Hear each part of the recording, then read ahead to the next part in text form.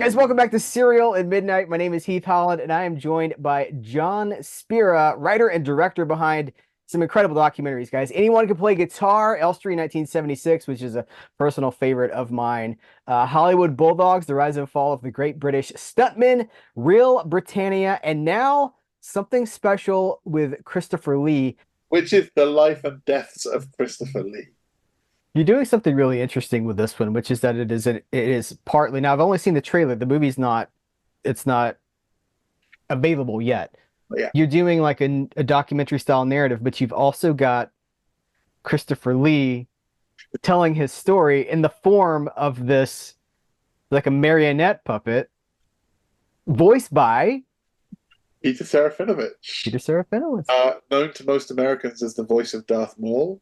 At last we will reveal ourselves to the Jedi. At last we'll have our revenge. And Amazon's The Tick. And he's in like Guardians of the Galaxy and John Wick as well. But over here, he's better known for his sitcoms, but Mhm. for comedy TV. But I don't think I've ever heard him do Christopher Lee. But when I was listening, on the trailer, I'm like, it sounds like Christopher Lee. He, as far as I know, he'd never done Christopher Lee, but I wanted him from the get-go. I just knew that, I don't know, I just had a sense about it. I just was like, yeah, he just seemed the obvious guy to do it. And he's such a great impersonator. I thought, well, the worst that happens is that he'll say, I can't do Christopher Lee, and then we'll get someone else if we have to. But he signed on straight away. He was really excited about it, and he was amazing. And the thing that I really, really loved about it is that there's a difference between what he does, which is that he performs as Christopher Lee, the voice of Christopher Lee in the film.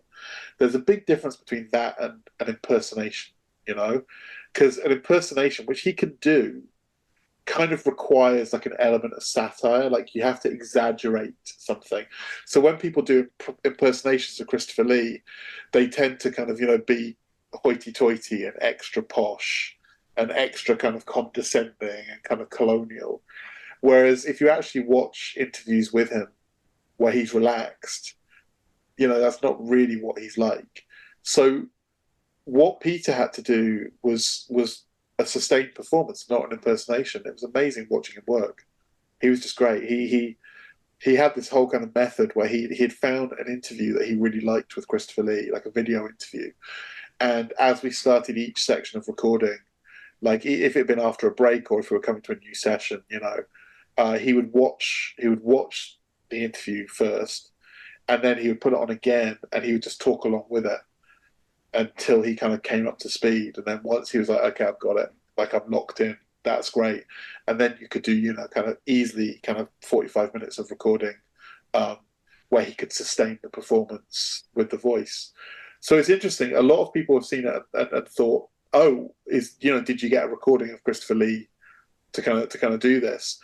And other people have kind of said, it's interesting because it doesn't sound like him in a kind of what you would expect kind of way, but it's very true to how he spoke, to his kind of patterns and stuff.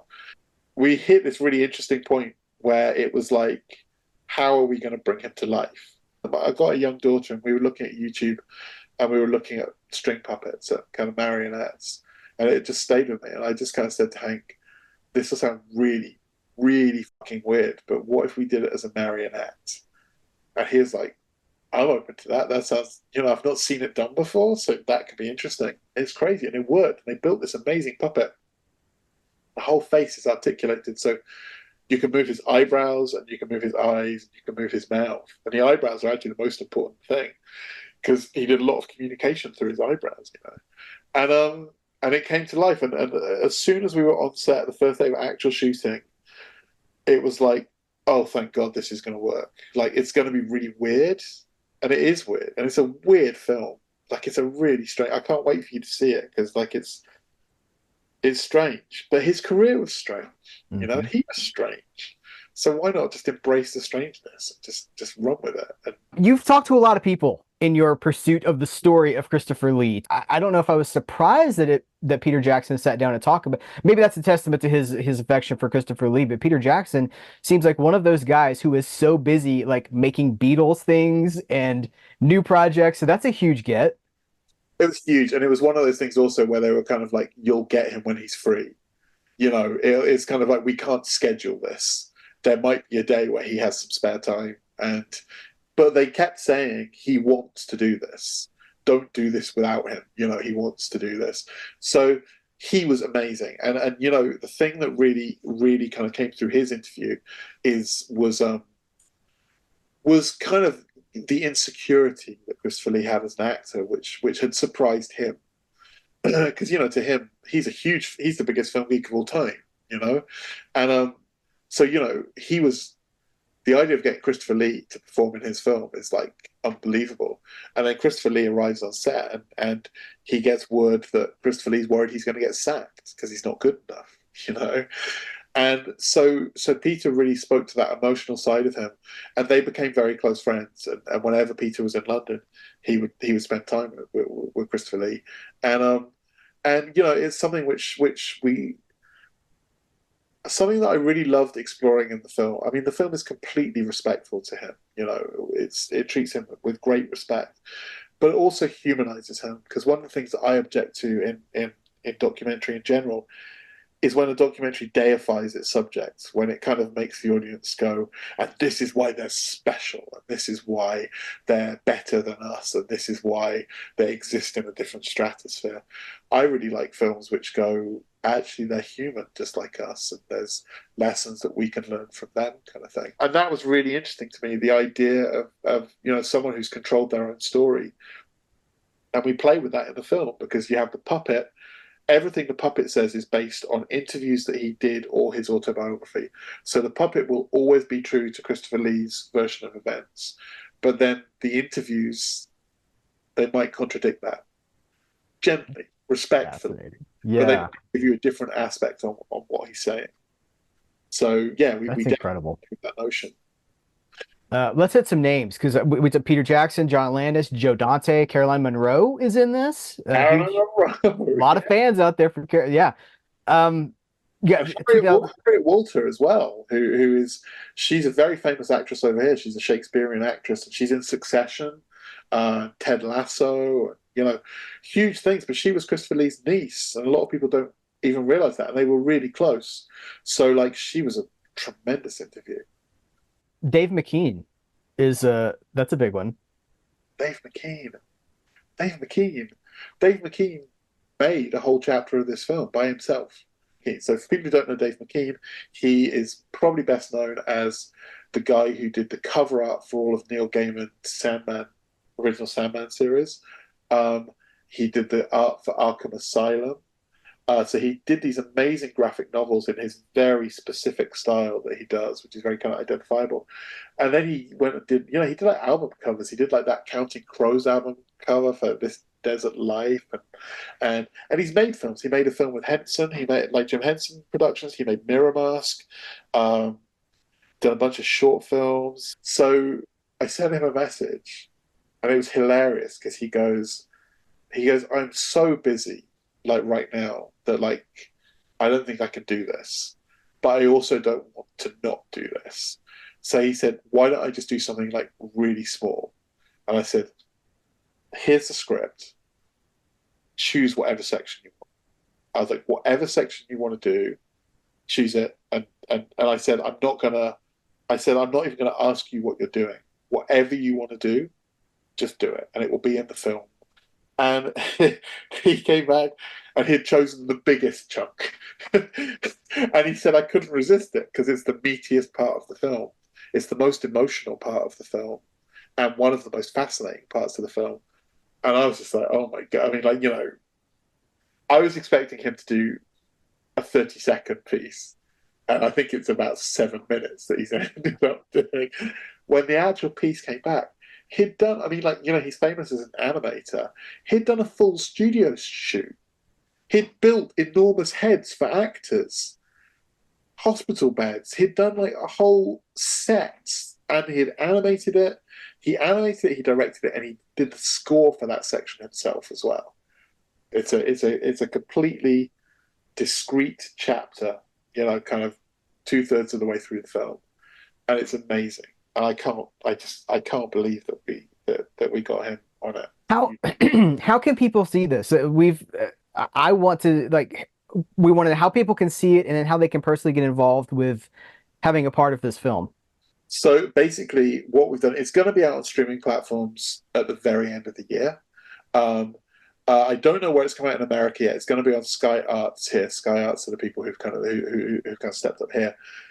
But we retain the physical rights ourselves. So we're basically, as you are, clearly from your background, we are collectors. We collect All Blu-rays. green screen. It's just the yeah. um, Me and Hank collect physical media ourselves, and it's so we want physical media to exist of our work. You know, we want people to know that they will own it forever, and we also want to have fun with it and just go crazy. So what we've done is we've created a Kickstarter. The film is finished, so it's not one of those Kickstarters where it's like fund the production of the movie. Let's hope this happens. The movie is finished. It's locked. It's edited. Bizarrely, it's already screened in Australia. I don't know how that happened, but it's done. The film is finished. The Kickstarter is literally to pay to produce a physical media version of it. There is a tier for it's on Kickstarter.com. Every price range can afford to see this film. Like it starts. The lowest price is I don't know $10, £10, something like that. Where you could join us for a live viewing party where you'll get to watch the movie and do a live Q&A afterwards. Then there's a download to own version, and then you get to the physical media.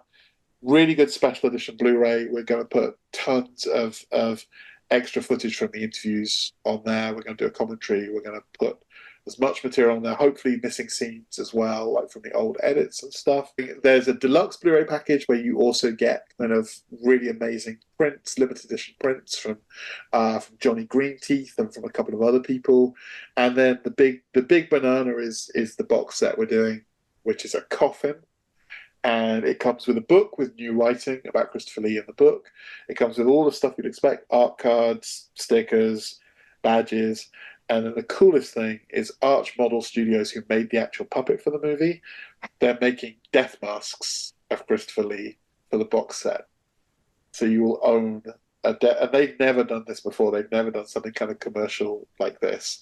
So these are the guys who actually, have worked on all these amazing movies. They're producing it in-house. They're designing it, making it, and actually manufacturing them in-house. Completely limited edition. It's going to be a numbered box set. So the only way to get it is now on Kickstarter. We've got 14 days left on the campaign. I think we're already about 60% funded on it after the first week or so. But this is going to be the only way. The box sets are going to be numbered. We're only going to produce basically as many as we sell on Kickstarter. And then that's going to be it. Don't want to miss it. That's the thing. You don't want to miss it because when it's gone, it's gone. And you know what? Even if you hate Christopher Lee and even if you think I'm a terrible filmmaker, that box set is going to go for a fortune on eBay in about 6 months' time.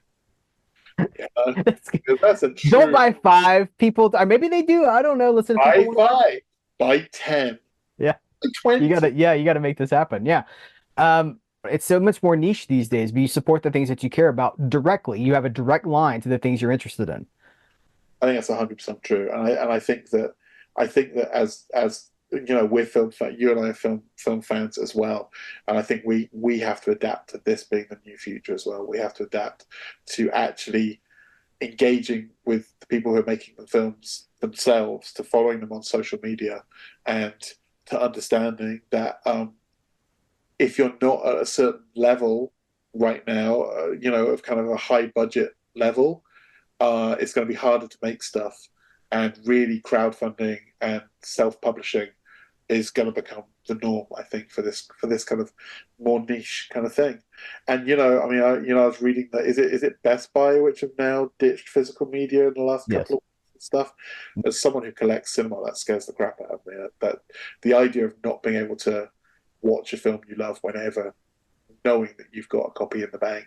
If you love cinema, you have to love physical media, and I think we are moving to a point where you have to be in touch with the filmmakers. You have to follow them and be aware of what they're doing and what's going on, and not miss out on opportunities like this. And it's a real look, man. I don't like to I don't like to toot my own trumpet, but I'm really proud of this film. I know people are going to get a really, really, real kick out of it. So yeah, I encourage people to go to Kickstarter, search for Christopher Lee, and the film is called The Life and Death of Christopher Lee, and get involved with us. And the great thing also is that even if you haven't got any money and you just sign up to get updates, and you just sign up to follow us on social on Kickstarter, our future projects you'll hear about. And maybe if you're not into Christopher Lee, the next film is going to be something you would be really into. So either way, it's worth kind of trying to follow us and see what we're doing, because if you like cinema, something we do is going to click with you eventually.